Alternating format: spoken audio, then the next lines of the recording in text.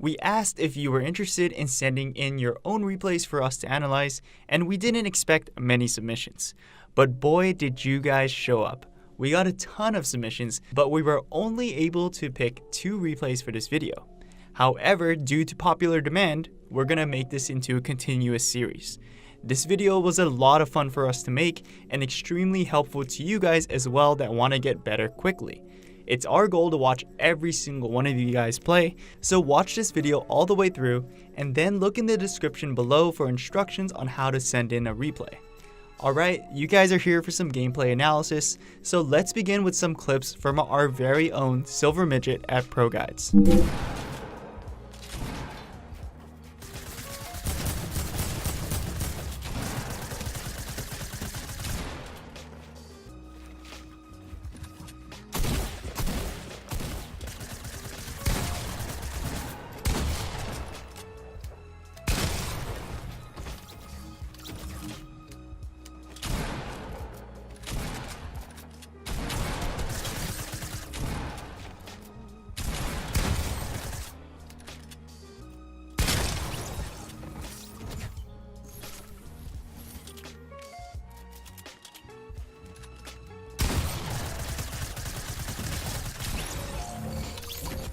The first notable moment is the Bloom fight. The enemy player had the first shot, but Silver still challenged the fight. Most players would build here, and that's the right thing to do in solo, but not squads. His teammate would have been left to die if he were to turtle, so Silver fought back and won the duel. One mistake that I do have to point out is that Silver didn't build after the aim duel and ended up dropping down for no reason.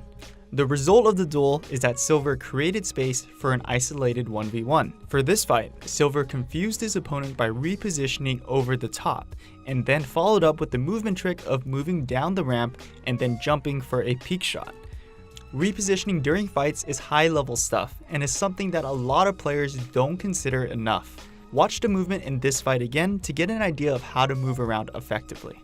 The last highlight is again about movement. Strafe side by side, crouch and uncrouch while spraying. This type of movement was made popular by top pros like Mongrel and Poach.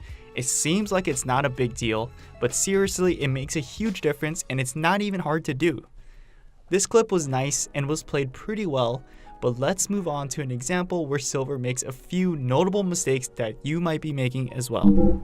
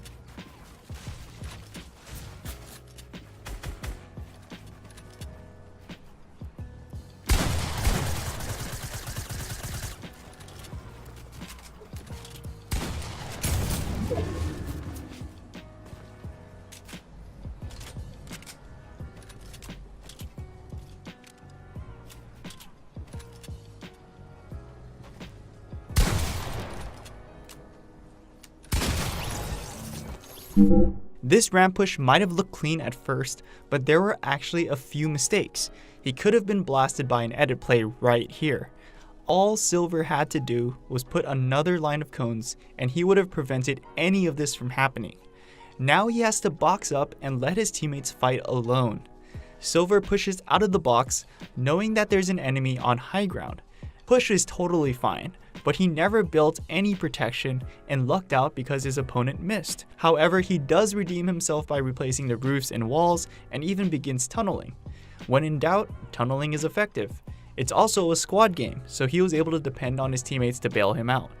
Another advantage of tunneling is that enemy players tend to forget about you, giving you an opportunity to edit out for a sneak attack. The last moment is the cone peek, which is a really minor detail, but most if not all pro players peek just like this.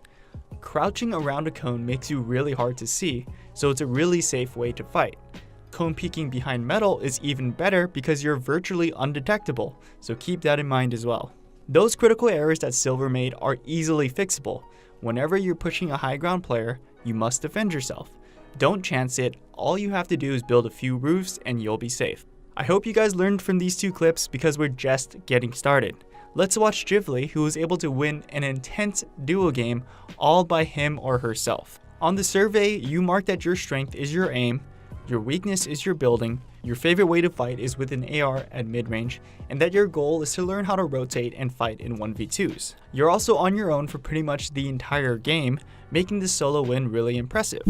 For your first fight, you were stranded on high ground for a long time, so I'm gonna skip to the part where you start fighting. Let's see how it plays out. You realize that the duo is separated and drop down for a quick pick. That was a good move not to thirst and build instead. That was a really awesome Tfue classic attempt there.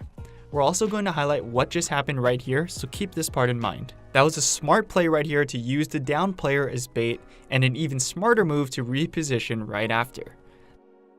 That edit play was really scary for you, but regardless, you cleaned up the fight. Alright, let's go back and see some highlights. Staying on high ground worked this time around, but next time you might want to play a bit faster. Being chopped down and then swarmed is an automatic way to lose. You had one opportunity to engage, but decided to build back up and then circle back to high ground. It seems scary, but you have to take the fight in these situations. You had a nice attempt at a Tfue classic here, but there is one thing you could have done better. Right when you saw that metal ramp, you could have built a cone and then a wall, which would have sealed off your opponent. From there, you can follow up with an edit play. Zexro is actually really good at doing this, so check him out because he does it all the time. The idea behind the down edit was awesome. However, you had no idea where your opponent was. In fact, you even had your back turned to them. In the future, you need to know where your opponent is before you make a down edit, or else you're at a major disadvantage. Overall, that was a solid 1v2. Let's move on to your next fight. You're in a really bad spot to start off, so really good by you to push aggressively. That was also a really fast reaction to build to the side.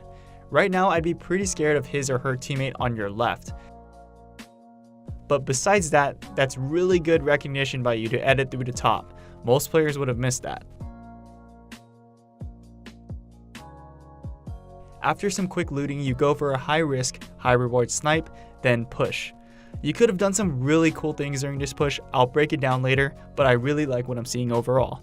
You even build the overhead ramp that I always talk about, and you're always going for chip damage. With the storm closing in, that's a good move to disengage. You even pick up the kill in the end to complete the 1v2. Let's go back and see what you could have done differently. Your first kill was really clean. You made the right choice to all in, but I want you to think about something for next time. You never once defended yourself against the second player. Sometimes you have to let the low health player live and deal with the second player, but you made up for it with a nice edit play. When you make your push here, you actually had a chance to cone your opponent and follow up with a wall. This is the same technique that I mentioned in your first play. Right here, you placed a ramp and had an opportunity to place a floor as well. The floor would have cornered your opponent into a double edit kill. The double edit isn't easy, it takes a lot of practice, but it seems like it fits your playstyle. As a follow-up, your opponent actually took height from you, so you wrapped around. When you do this, you have to defend yourself. Silver made a similar mistake and you both got away with it this time, but next time, I don't think you're gonna get too lucky. Overall, I like the way you played this out. Practice the double edit and you'll start to do much better. Let's check out the final fight. This duo is gunning for you hard. You respond with a risky snipe, but luckily you weren't punished too badly. This player shouldn't have ever made it this far against you, but it's alright, you're making the right moves after. This was a really good all-in. You can tell that Banana Man was not expecting you to play so aggressively.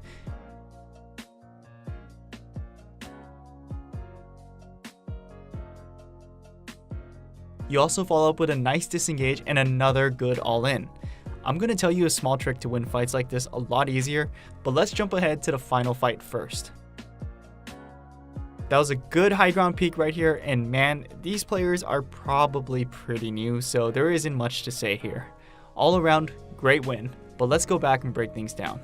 You easily had the best position. You were right next to the zone with natural high ground.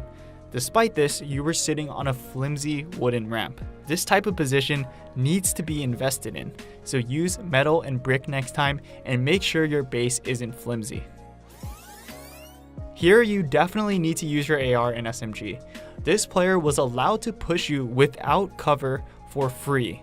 It's alright though, I do have to point out that I really liked your tracking right after, and of course that was a nice all-in. This drop down was really risky because you were spam jumping to the point where you had fatigue. Try crouch spamming next time, it's way better all around. Think about how Silver was moving in that first example. There isn't much to say here, you clapped a few bots, but I would have liked to see better target selection. You had the first player dead to rights, but then you switched targets. A competent duo would have ended you right then and there. Ghibli, it was a pleasure to watch your replay. Practice the building techniques that I mentioned, and I'm sure you'll be able to 1v2 much easier moving forward. Please let me know how you're doing in a few weeks, I'd love to hear back from you.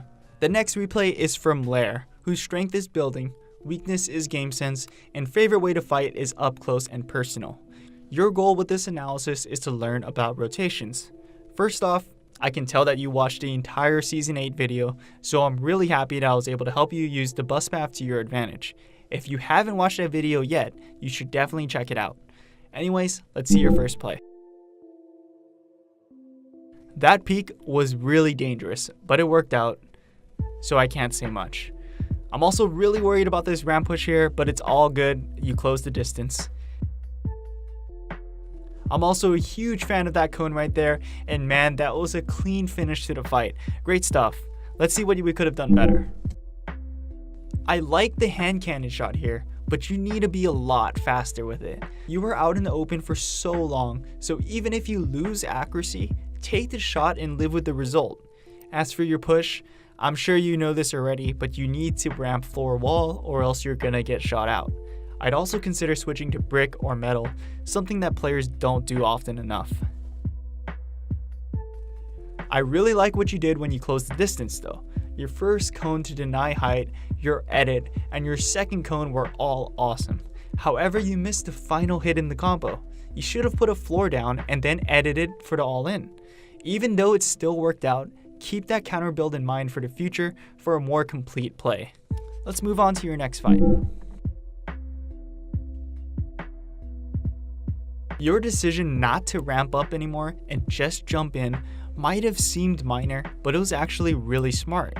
You were able to get a free shot and effective height. To finish the fight, you were also moving around unpredictably. One thing to remember is to crouch spam. You did it a few times here and it worked out really well. Let's see how you closed out the game. You're in prime gatekeeping position with natural height, similar to what we saw with Ghibli. This game is basically yours to lose. You also made a similar mistake as Ghibli. You need to be investing in this position. Use metal and brick the next time you have a spot like this. Right here you break shield and engage. In terms of playing to improve, this is fine. However, this wasn't the play to win the game. You recovered though by committing to the play and going for the kill despite being third-partied. We know how the game ends, so let's talk about rotations and how it won you the game. The bus moved from Pleasant Park to Lonely Lodge, and you dropped in the northeast corner of the map. I would consider that a medium risk drop since it's in line with the bus path. The circle even spawned on top of you, so you kept looting and were never in a dangerous position, meaning that no one was really behind you. Eventually the circle closed and you snuck up on a player and claimed the best position. So far, you've shown nothing but smart rotations. People might not like this playstyle, but it's clearly effective. I think you're at the point where you have the groundwork of how rotations work. You just need to get out there and experience it from multiple perspectives. Everything aligned for you this time around, but it probably won't next time. Keep thinking about where players will be, the timing of when to rotate, and you're gonna improve. If you ever make a rotational mistake, then you have the knowledge to go back and find out what you did wrong. This was our very first community analysis video, and I hope that you enjoyed it. If you want us to break down one of your games, the instructions of how to submit a replay are down below in the description. In the meantime, go to ProGuides.com to check out our free courses. You'll learn all the fresh techniques that pro players are using. If you liked the video, please click like and subscribe to the channel to be notified whenever we release a new video. That's it for us this time. I'll see you guys next time.